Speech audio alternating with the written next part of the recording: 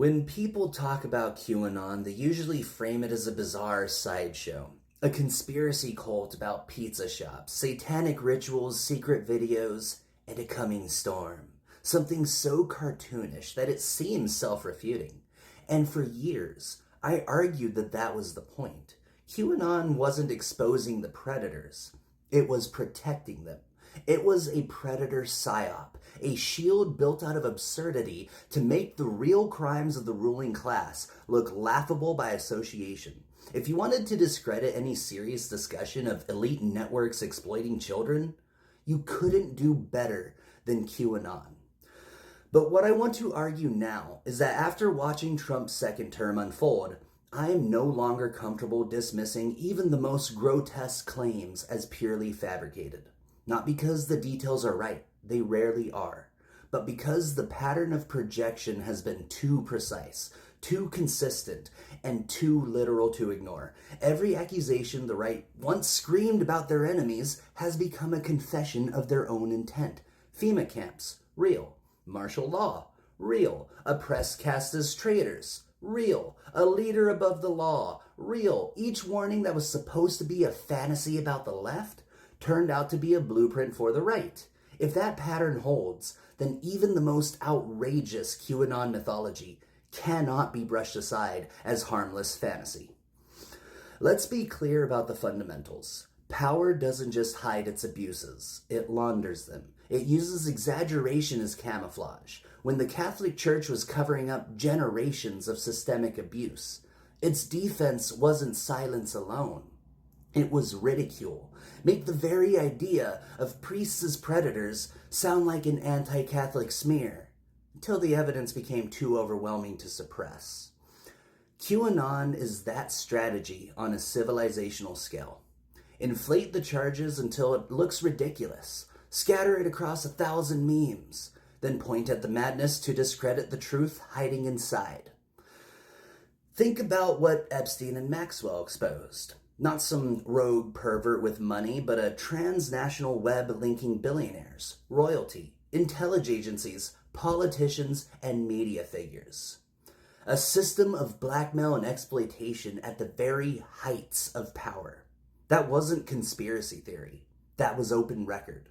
And yet, even now, the list of clients remains sealed. The prosecutions are narrow. The networks remain intact. And the public, conditioned by years of QAnon absurdity, have been taught to laugh off anyone who dares to point out that the world's richest men and women are not immune to the oldest form of predation, using their power to exploit the vulnerable.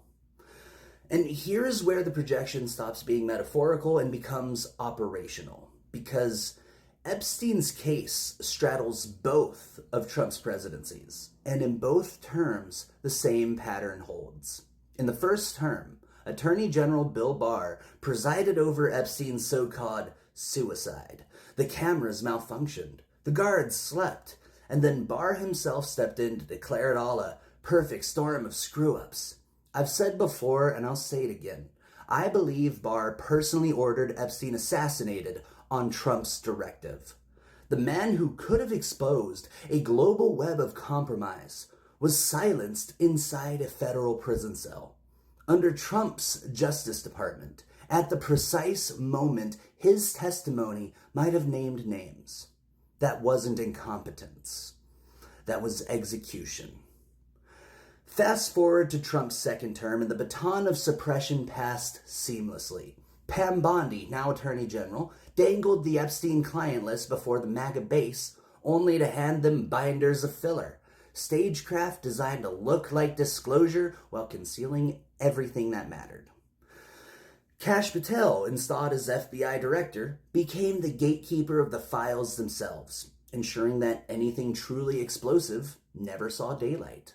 When the faithful began to rebel, convinced they'd been duped, Trump himself flipped the script, calling the very obsession he had stoked a hoax, and mocking those who demanded the truth. That whiplash was not a mistake. It was the psyop doing its work, stringing people along with promises of revelation, then burning the narrative to ash when it threatened to expose the wrong names.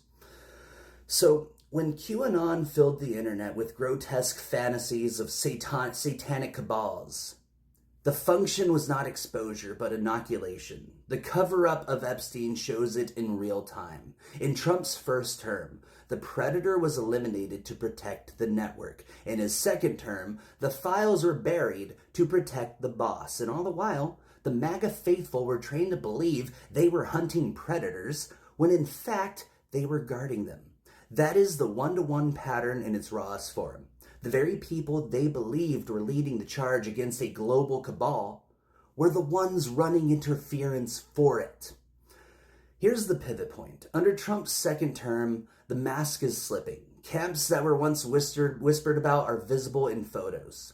Troops that were supposed to be fantasy patrol real streets.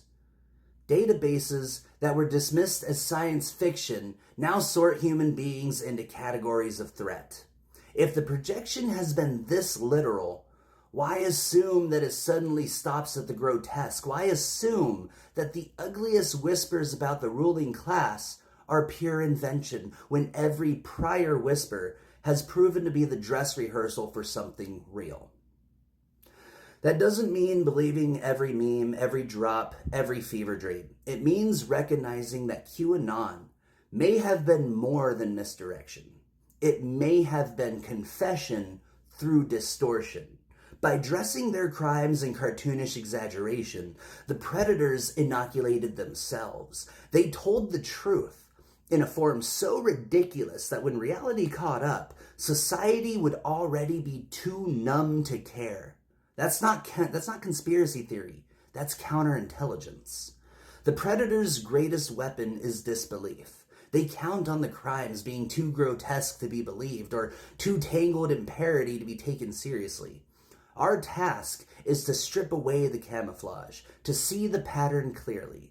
Projection as confession, distortion as shield. Because once you understand that, the question isn't whether the grotesque stories are too crazy to be real. The question becomes that, given what we already know, why would we assume they aren't? And that is the true horror, not the lurid details of Q's mythology, but the realization that we are ruled by people who would rather laugh at their own crimes in public than face accountability for them. To defeat them, we don't need to mimic their paranoia. We need to make accountability unavoidable. Because if liberty means anything, it means no class, no predator can ever stand above the people again.